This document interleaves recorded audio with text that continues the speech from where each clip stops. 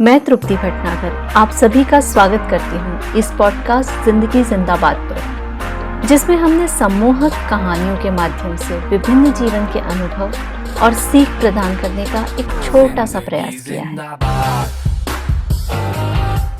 बहुत वर्ष पहले की बात है। गांव में पंडित जी अपने परिवार के साथ रहते थे। पंडित जी का मानना था कि जो कुछ घटता है प्रभु इच्छा से होता है।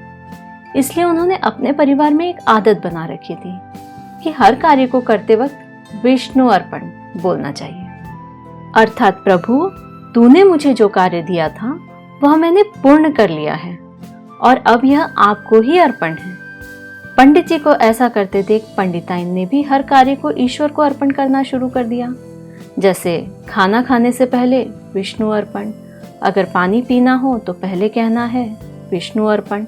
यह आदत अब इतनी पक्की हो गई थी कि वह अब हर कार्य को करते वक्त मन ही मन विष्णु अर्पण बोलने लगी थी और उसके बाद ही उस कार्य को करती थी। ऐसे ही एक दिन घर की सफाई करते वक्त घर में से बहुत सारा कूड़ा करकट निकला। उसके मन में विचार आया कि सारी गंदगी को मैं सीधे ही घर के बाहर रखे कूड़ेदान में क्यों न डाल दूं। सारे कूड़े को इकट्ठा कर वह उसे फेंकने के लिए घर के बाहर पहुंची और कूड़ेदान में डालते हुए बोली विष्णु अर्पण। ठीक उसी वक्त वहां से नारद मुनि का निकलना हुआ। उन्होंने महिला को विष्णु भगवान को कवाड़ अर्पण करते हुए देखा और उनको बहुत गुस्सा आया। वे महिला के पास गए और गुस्से में उसे एक जोरदार थप्पड़ दिया।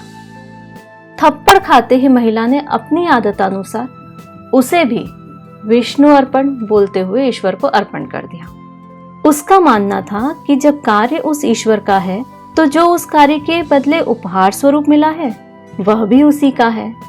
अब तो नारद जी का गुस्सा 7वें आसमान पर था। उन्होंने उस महिला से कहा, बेवकूफ औरत, तू कूड़ा करकट और अब थप्पड़ को भी विष्णु जी को अर्पण कर रही है। इतना बोलते ही उन्होंने उस महिला के दूसरे गाल पर और जोर से थप्पड़ मारा। थप्पड़ खाते ही महिला ने फिर से अपनी आदतानुसार विष्णु अर्पण बोला और अपने घर के अंदर चली गई। नारद जी ने भी बेवकूफ औरत से बहस करने की जगह वहां से जाना ही बेहतर समझा। वे वहां से निकलकर सीधे विष्णुपुरी पहुंचे और वहां भगवान विष्णु से मिलने के लिए आज्ञा मांगी। भगवान विष्णु को जैसे ही पता चला नारद मुनि उनसे मिलने के लिए आए हैं, उन्होंने उन्हें अपने पास बुलवा लिया। नारद मुनि ने भगवान विष्णु को देखते ही प्रणाम करा और उनके गाल पर कुछ निशान देखते हुए उनसे एक प्रश्न करा, भगवान आपके गालों पर यह निशान कैसे? भगवान विष्णु ने मुस्कुराते हुए नारद मुनि से कहा, नारद मुनि, थप्पड़ मारा भी तुमने ही है और पूछ भी तुम ही रहे हो। नारद मुनि कुछ समझ नहीं पाए कि भगवान क्या कहना चाह रहे हैं। वे आश्चर्य के साथ भगवान विष्णु की ओर देखते हुए बोले, मैंने आपको कब थप्पड़ मारा और भला मैं आपको थप्पड़ कैसे मार सकता हूं? मेरे लिए तो यह सोचना भी पाप है। नारायण नारायण।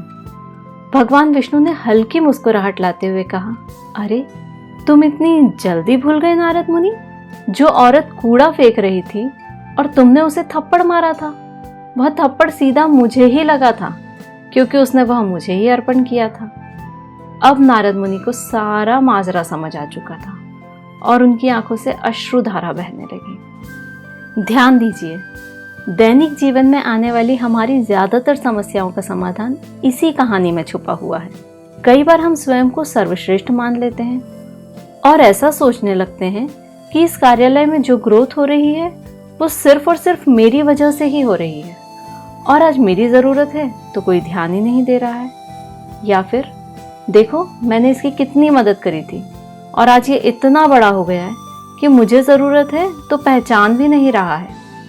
या फिर लोग मेरा इस्तेमाल करते हैं और आगे निकल जाते हैं, बाद में जब मुझे जरूरत होती है तो पीठ दिखा देते हैं। अगर इस पूरी बात का सार निकाला जाए तो हम मान लेते हैं कि जो कुछ हुआ वह सब मेरी वजह से हुआ और आज लोग काम निकल जाने के बाद मुझे भूल गए हैं। लेकिन सोच कर देखिए, आपके हाथ में आपके स्वयं के जीवन का कंट्रोल नहीं है तो फिर आप दूसरे के जीवन को कैसे कंट्रोल कर सकते हैं? इसलिए आप जो भी कर रहे हैं या आपको जो भी मिल रहा है वह सब अगर आप ईश्वर को अर्पण करते हुए चलेंगे तो आपका मन शांत रहेगा और आप खुश रहते हुए जीवन को चला सकते हैं।